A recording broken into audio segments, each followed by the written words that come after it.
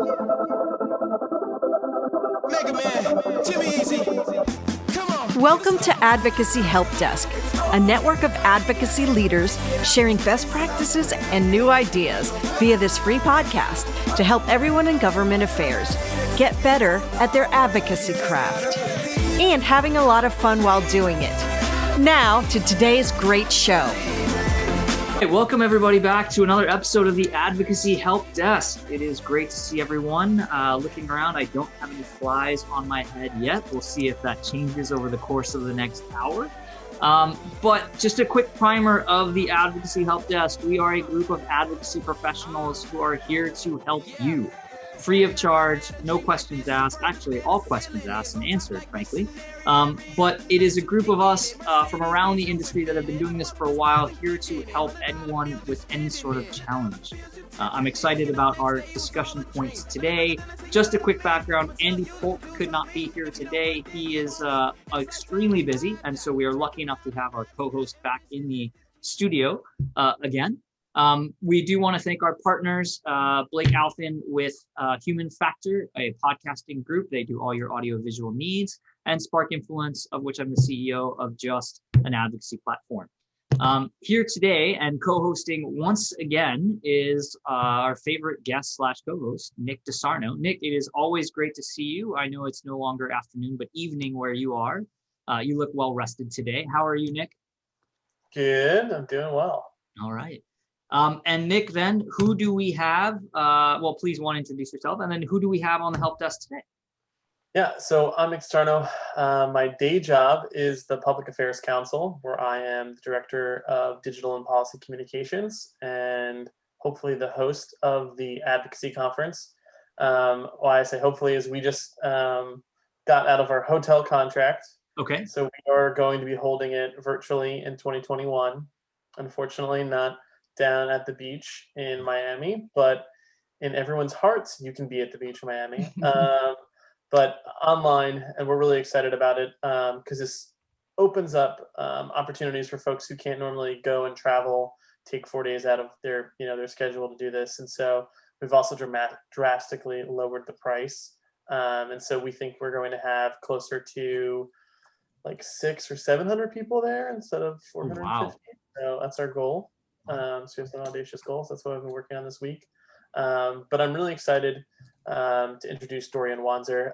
She is the advocacy manager in the Global Government Relations Department at International Paper, which is one of the world's largest paper companies. They also make really lovely boxes that all of your Amazon products come in. They make a ton of other products that involve paper or tree product. And I'm sure she can describe better what their organization does, but she leads their advocacy department over there. And she's previously worked for several associations, the Architects, the National Association of Community Health Centers, which is a great organization that does a ton of beautiful work in the community. And Kristen St. John, I think now has your position over there, and she's also awesome. She's just a really good friend. And so with that, Dorian, welcome to the show. I don't know if you want to give a couple words about yourself before we get started. Definitely. Thanks for having me. I'm happy to be here. My name is Dorian Wanzer again, and I am the advocacy manager at International Paper. I started in January, so I had about 2 months of getting to know folks. I had the chance to go to our headquarters in Memphis, and then in March, with the COVID-19 pandemic, I started working from home, but that didn't stop our GEOTV efforts. So it's been a very interesting past couple of months, but it's been a lot of fun and a pleasure to work on our voter engagement. So let's dive right in. Today's episode, we really want to concentrate on GEOTV. Now we are just, of course, about a month out from the election, just short of that now. But this is, and one of the things that Nick and I spoke about before is this is really evergreen stuff, right? This isn't just something that is, of course, the next 4 weeks. Yes, crucial. But this is an every year type thing. There are elections and ballot initiatives and everything else every year all over the country that organizations should be, or I'm going to ask both of you, should they be participating in? And then let's dive into sort of some of the basics. How do we get off the ground? What is iPaper doing so well? Maybe even tell us what they're not doing so well. Things of that sort. So I open it to you. Dorian, tell us, why should an organization get involved? Why did iPaper get involved? Definitely. Well, I think political engagement is good for business. So, we know that voting matters as well. So political engagement, that means that you're engaging stakeholders, that you're building relationships. So as long as an organization continually does that, they can grow, they can reap the benefits of that. But sometimes that can't just be a certain group of people managing those relationships. It has to extend to all employees. So that's where the voting piece comes in. I think, at International Paper, civic engagement is very valued, and we want our employees to feel like they're able to speak out and use their voice on issues that are pertinent to our business, but also just in their everyday lives. Because International Paper is such a big company, we touch on a wide range of issues like sustainability, manufacturing, and those touch a lot of American lives. So we want our employees to make sure that they are participating in that civic process. As you guys probably both know, in 2018 and in 2016, voter turnout was down. I mean, the percentage of eligible voters that could have been out voting didn't. So even though it seems like, I feel like sometimes when it comes to voting, it seems like because I'm registered and my friends are, it seems like, oh, everybody around me is voting, but really that's not always the case. And so I think that's something to keep in mind. And that's what I try to think of when I'm engaging our 30,000 employees, that not everybody is on the same page, even though you might think that they are. They might need educational steps, they might need extra resources, and it's important that we provide those tools. I like that. Nick, are you hearing that same kind of thing around from the other organizations you're working with? I mean, I imagine that gels well with everything that's going on. Yeah, and I think International Paper does things, they're a little bit more forward thinking. I would say they're an organization, their global government affairs function is really sophisticated. They have a great PAC, they have great lobbyists. Chris, who I think leads their office in DC, is always kind of pushing people forward. And so they've taken this, not just this year to be important, but they've previously done these types of campaigns. I've just seen the level kind of increase though. And it's the same thing a lot of other organizations where they want to make sure that their employees don't only hear from them when they have an action alert and say, hey, go and, reach this member of Congress with our policy priorities, but hey, we're actually a tool in Washington that you can use and rely on. We have this expertise, we have this knowledge, we have this technology that you can now leverage to maybe find where who your elected officials are, so you can go to a town hall, or we're going to send you a reminder, not just about, sign our petition or support our policy efforts, but make sure that your voter registration deadline is today. Are you sure you're registered? Those types of things. It is a little bit of a fine line to walk, because I think it has to be completely nonpartisan. People do not want their employer to tell them how to vote. They want to, help them make it easier. And I see Dorian shaking her head. Yeah. How does it kind of work at IP? Yeah, I think I would describe our efforts as pro-voter. We just want you to vote. It's not telling you how to vote or who to vote for, but just that you're engaging. Our push is for you to participate in the civic process. I think that, yeah, the key is definitely remaining nonpartisan. We're not here to, and it's not our, it's, first of all, it's not legal, but you can't tell people who to vote for. It's also just important for employees to know that they can access trusted information. So and that's been one of our goals for this year. So if you're going to our voter guide, it's not going to get into, we didn't want to get into having, candidate descriptions and things like that. It was more like, where is my polling place? How can I vote? Am I eligible to vote by mail? What are the stipulations in my state? That information is definitely important this year. I think more than any other year, just because there is a lot of misinformation and there's been so many changes. I mean, looking back when we started in February, all the dates of the primaries changed. So I had scheduled emails and mapped everything out. And then all of a sudden I was, speaking to people about changing graphics and, letting people know about updated dates and times and locations and all of that. So it's been important to be flexible, but being a trusted source of information is key, nonpartisan, trusted source. I like two of the things. One that each of you spoke about. Nick, you mentioned just an international paper has a great shop in general, right? They're not concentrated on just one thing. They're doing a lot of different things. They have the PAC and lobbyists and advocacy and other pieces, right? And so GEOTV is really just another piece of the puzzle, right? It's another quiver in the arsenal. It's another piece where, it's not just, so it provides member value, but it's also another way for us to get in touch with these folks. And then I think great point from you, Dorian, just on the trusted information piece, right? In terms of, there's a lot of information out there. And, we had a great conversation with ASAE, actually a few of them here on the help desk, of how associations really can be that trusted source that folks turn to when there's so much other information out there. That associations can be the one location where, look, we have your best interest in mind, right? We want to do what's right for the industry, for people, networking, coaching, leadership development. And part of that comes with knowing what you need to know to vote properly. We're not going to tell you who to vote for, but we just want you to be involved and understanding of what's going on. And so it's that trusted source. Can you tell me a little bit more about that, Dorian, just in terms of how you guys are working that? I don't want to say angle because that's the wrong word, but just how you're working that theme into the different pieces of work that you're doing. So the minute that we started, I'll say probably it was around March 17th, I believe, but the minute that we started working from home is when I started to kind of think, okay, we have our email communications. We're doing a little bit of everything, but we have our email communications, we have our social media. So to make sure that there was a message that got out that let people know, hey, we know that things are changing right now, things are in flux, but you will get the most up-to-date information as soon as we get it. Mm-hmm. The one example is there have been some states during the primaries that sent out mail ballots to everyone, but maybe they're not doing that for the general election. We've gotten questions about that, and people want to know either why or am I still eligible? Do I need to do this again? So really, we've been trying to be that kind of just if somebody has a question, they can reach out to us. They can email our advocacy line. They can use our voter guide, which is on ipvotes.com, which is our advocacy website. ipvotes.com. Go for it. It's a great site. I really wanted folks to also be able to use our social media. We have International Paper we have a corporate channel, Facebook, but we also have International Paper Government Relations.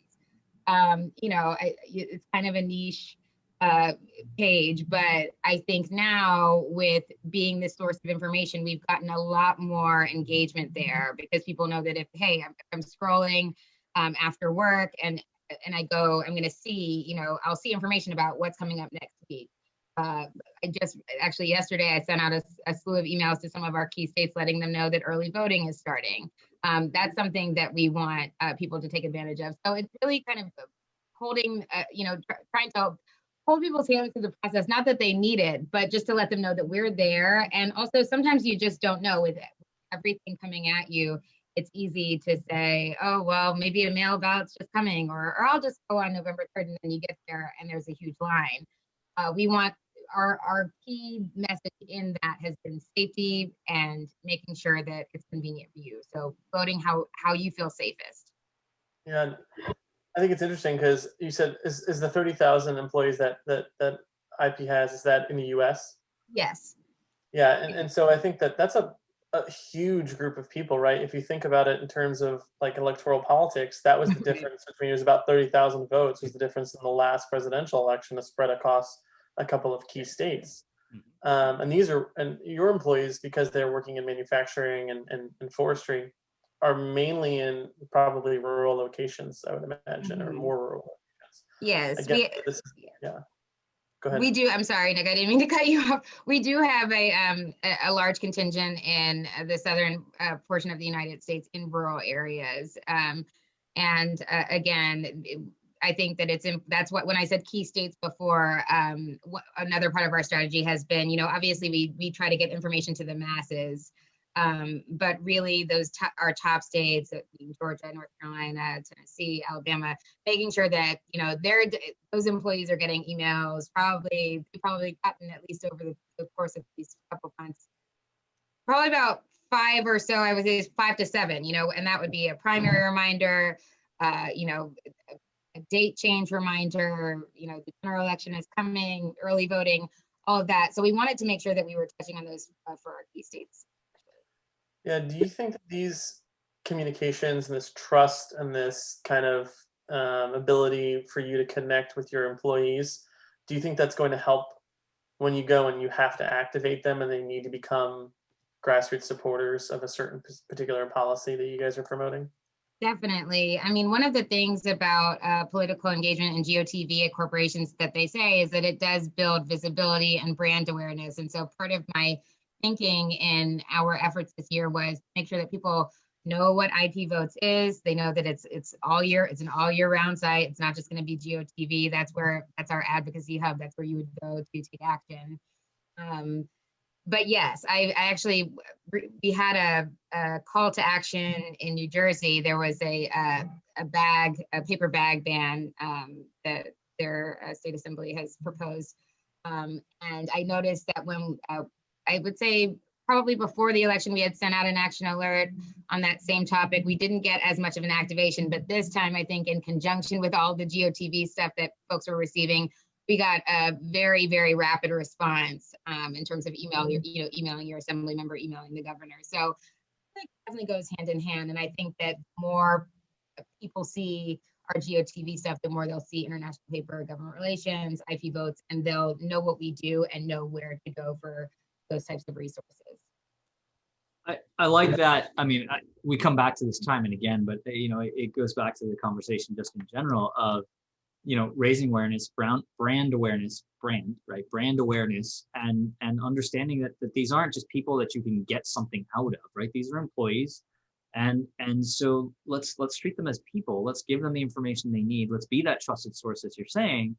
And then, as we build those relationships, then comes the success of our other efforts, right? It's watering the plants, et cetera, whatever your metaphor is, but we can't just expect the plant to grow 20 feet tall. We have to do things to get us there. And this is one of those pieces. And so I like that part of this conversation, especially in terms of the evergreen, nice paper kind of concept. The evergreen concept is just, we're doing these things not just one time. It's over and over again in concert with everything else we're doing that lends us results. Both, as you say, Nick, 30,000 votes did basically decide the election last go round, and gets us to then see, those folks to see exactly what it means to be part of the process, to do these different things. And so, you've said, here's just an insider question, right? You said about 5 to 7 emails. Are you seeing a large drop off in folks, like in terms of, are there a ton of them that are unsubscribing, or is it just sort of like, hey, I know IP is out there to help me, and I've read this email, great, and now they're going to send me another one, and that's great. And so, are you still seeing continual engagement in your GEOTV program? Definitely. So, and when I said 5 to 7, so I mean like 5 to 7, like per. So let's say we have 4 key states; those states would get the bulk of the emails, and then everybody else is kind of getting. And then of course we had.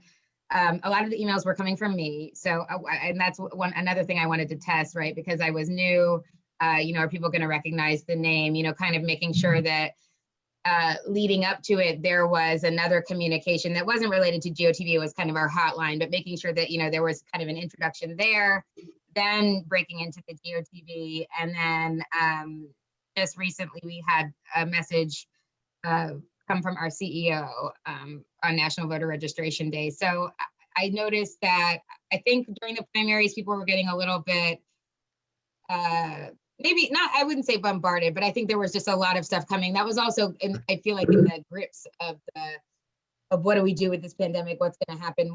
Are people even going to vote and all of that? But then I felt like after that, people stayed on. We didn't have as many drop-offs. And then after we sent that CEO message from our CEO, Mark Sutton, and he was encouraging folks to make sure that they were registered, make sure that they have a voting plan. I noticed that there was an uptick in questions, in feedback. And I also made sure that we kind of developed a toolkit for our inside communications team, our mill communications managers, as Nick mentioned, folks in manufacturing. So individuals who are managing communications at our mills and at our facilities, so that they could put out GEOTV information, whether it's on an IPTV video screen or whether they're sending out emails. So I feel like even if people wanted to try to get off, they didn't really have a way out, because they were gonna hear from us regardless. I love it. Yeah. I love it. Nick, question for you then on the on that piece. Dorian made a great point of peer-to-peer and CEO and varied senders. And are you seeing that? We see that with advocacy a lot. Are you seeing that as well, both in GEOTV and advocacy and other things? And is it successful? I mean, far too many folks will say, well, let's just send out a note from the CEO and that'll do it. And sometimes it does. Most of the time it doesn't. What kind of response rates are you seeing and engagement are you seeing, Nick, from folks you're talking to, and what are you counseling them on? Yeah, and I think the CEO part's really interesting. This year we had a member come to us, which was like a Fortune 20 company, a really large company, and they said their CEO for the first time really wanted to get involved in the GEOTV efforts. And I was like, that's really cool. It's a good opportunity for this government affairs function, that is fairly large because it's a major company, to get, even more CEO time. He particularly wanted to have a webinar where folks could ask questions and they could have some like election officials or like state attorney general type folks who are responsible for elections on there to answer them in certain locations and stuff. And so it was a really great idea. And it was just, they came to me because they wanted some speaker ideas, but it's just something that I think, is now the front of mind. CEOs kind of have to be almost activists right now. There's like we were talking about, not all of their employees are, I'm sure, blue collar at IP, but a lot of them are, right? And these are people who maybe have felt left behind by changes in technology and NAFTA and all these types of things that have affected manufacturing jobs. And so it's really important, I think, that a CEO takes the time out of his day or her day to send a message to their employees. And I think it's also important, like Dorian was saying, they're not just sending emails, right? Because some people probably don't have emails that work for the company. They're putting things in the break room. They're putting things on the television that's there. That's super smart. And so, those authentic communications, whether it's coming from Dorian or from their CEO, I think are really smart. And I think more organizations should take that look and be like, hey, I have these people that, kind of rely on me for this information. And I want to get emails back. I want to get feedback. That's a great thing to get, send out an email and hear nothing, hear crickets. You're like, okay, well, did anyone read it? Did you can see the figures move and stuff. You can see the data come back slowly, but you're like, well, did anyone care? Did it change anything? And, it clearly got some people who maybe were not registered to vote or who were not thinking about voting to vote. And that's extremely powerful. I mean, I don't know, as corporate and as association advocacy people, professionals, it's kind of sometimes hard because we're political beings. So this is like natural to us. We get elections. Like I live in Virginia normally. I live in the UK right now, but I live in Virginia. Virginia votes like every week. Mm-hmm. Yeah. Like there is some sort of election going on. And you can check your own voter registration and see that you're registered in Virginia at least, and see which elections you voted in. Right. And so we get that, but other folks are not, they're dealing with, what am I going to do with childcare right now? What am I going to do with making sure that I'm safe at work? All these other questions that are front of mind. They're not thinking, do I need to vote in this election because my, or who my member of Congress is, or who my state representative is. Most people, if you put a gun to their head, they would have no idea. I can't even tell you in Virginia anymore who my state representative is. And so until it's an election, I have to do my research. And so I think those are just really key points that companies can help. Plus, my last point, I'm going on a rant, is it really helps the company also when they have to go to meet with legislators to have this like, hey, we are voters. Like we're not just, a company that has a lot of employees and some interests that might be aligned with your, policy interests, member of Congress. But, we also have 1,500 voters in your district or 300 voters in your district. That's big. That's a great point too, is marrying that data together. Dorian, sorry, one thing on that. Yes, Nick, absolutely. Marrying that data together in terms of not just we have 1,000 people that work in your district, but also we have 850 registered voters, and you should know that 750 of them voted in the last election, right? There's different levels of interaction that we can talk to the elected officials and decision makers about when we talk about it that way. Dorian, I wanted to get back to one of the things you said, which is the toolkit concept, right? As an evergreen thing, it's great when we can put together toolkits in for the pack, for grassroots, for grass tops. Tell me a little bit more about your GEOTV toolkit, who it's sort of geared towards, and what kind of information you have in it. So the GEOTV toolkit it lives online. It lives on our company SharePoint, and it's geared towards our mill communications managers. So the folks that are sending out communications to folks working at our facilities. They can kind of, the way that I set it up is it has our voter guide.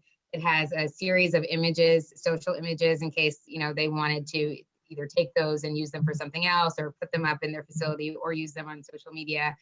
It has slides, and by that I mean PowerPoint slides, or IPTV slides is what we call them, so that it can be there can be a GEOTV reminder on monitors in facilities.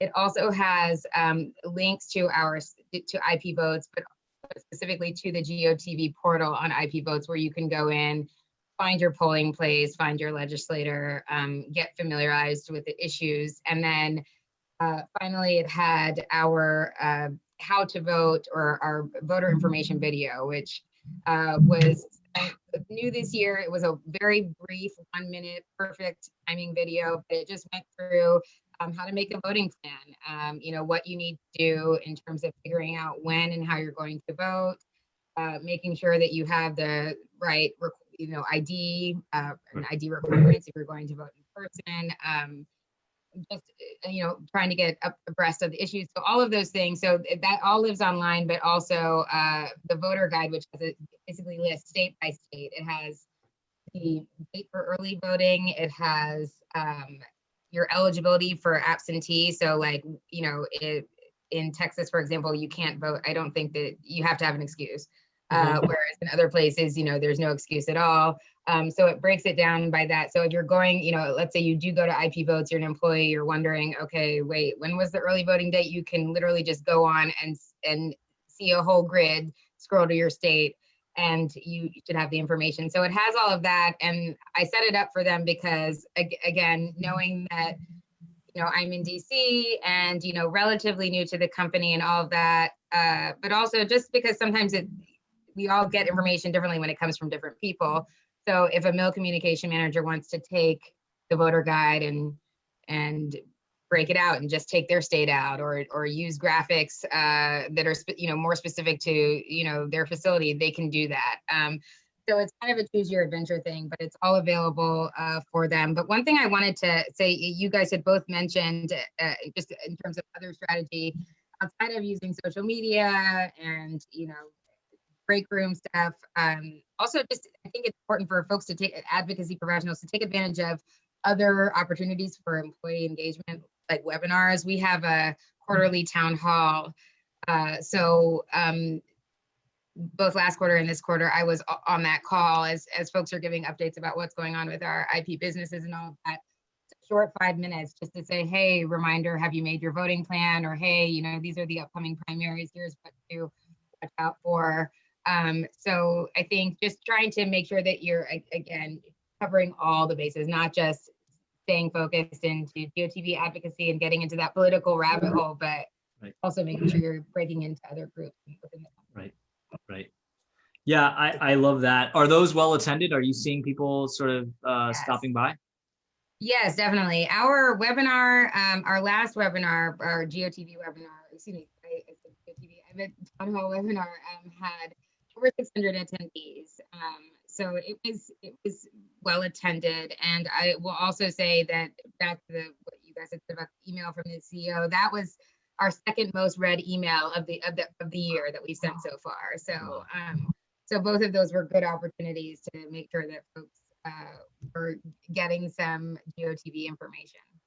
I love that. I think Nick, just commenting on that quickly. I think you were right earlier, and Dorian, your point proves it, is I think the role of the CEO has changed back from where it was, right?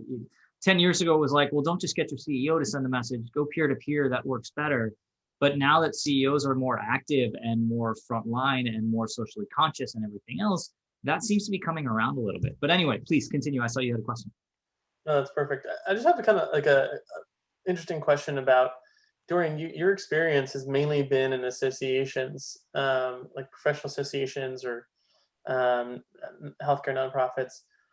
How has this been different? Because I know there's a lot more, right, like sensitivities around not being perceived as political and just making sure, the company culture is represented in how you're doing things. And I'm just kind of curious to see how has that kind of, you said you're fairly new there, I know. But yeah, what are your thoughts on that?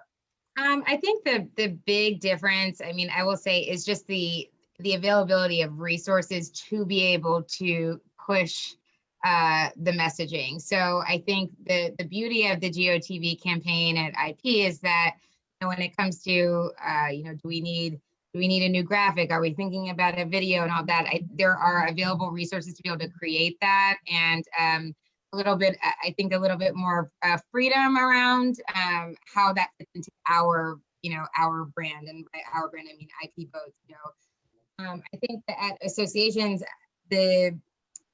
there's a lot more relativity. I feel like you almost, sometimes I felt like like at NAC, for example, I felt like I knew every member.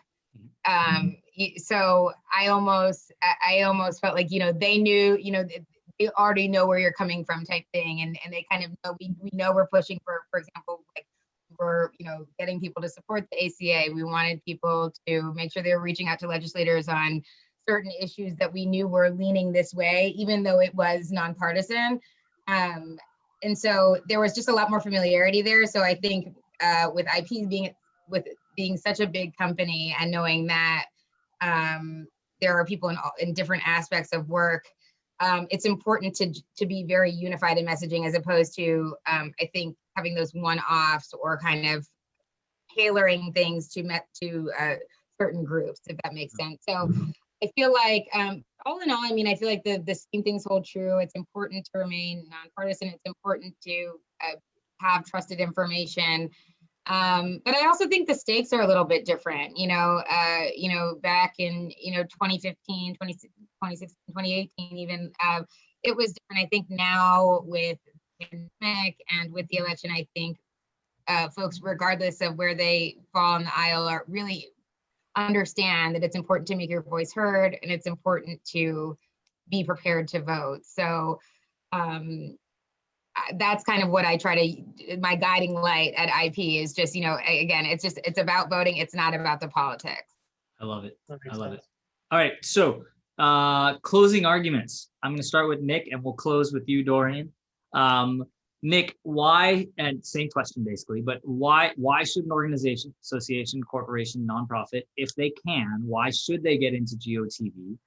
And what are the kind of tactics, or what should they be thinking about long-term, right? In terms of, we start this today, we may not make an impression right now, but over the course of the next 12 months, we're going to do X, Y, and Z, and it'll lead to greatness in the future. So closing arguments, why start a GEOTV program, and what, long-term benefits? Yeah, I think we talked a lot about it, but the ability to create that relationship with your advocates is paramount. That trusting relationship where you're not always asking them to do something, but now you're providing value. I think so often in government relations departments, we feel like, we have all this expertise, we have all this knowledge. It just doesn't need to be used for policy, moving a policy position forward. It could also be about empowering your employees or your members to do something that they may not have thought about doing. Like I said, I think a lot of times we're in DC, we're in a bubble, we're really political. I actually used the term GEOTV the other day on Twitter to a reporter, and they were a tech reporter from San Francisco. It was about Facebook, what they're doing. Facebook also has, and they were like, "What is GEOTV?" And then they responded right underneath it, and were like, "Oh no, I looked it up. Sorry, I'm an idiot." And I'm like, no, like that's a great thing. Like, you don't understand that because it's an acronym. Like, that makes sense. We should talk about voting, and that's makes probably why it's IP Votes, right? Not IP GEOTV, right? Like, you want to make sure that you're speaking in the same language and meeting people where they are. I think as far as tactics go, all the ones that Dorian listed really have been paramount. The one thing I would suggest, though, is that you're right. It does not need to be just 3 months out of the year. It needs to be a whole year, every single year. There's always some elections that you need to be thinking about. Obviously, there's a ramp up and there's maybe more tension put on it and maybe more CEO engagement around a presidential year or at midterm.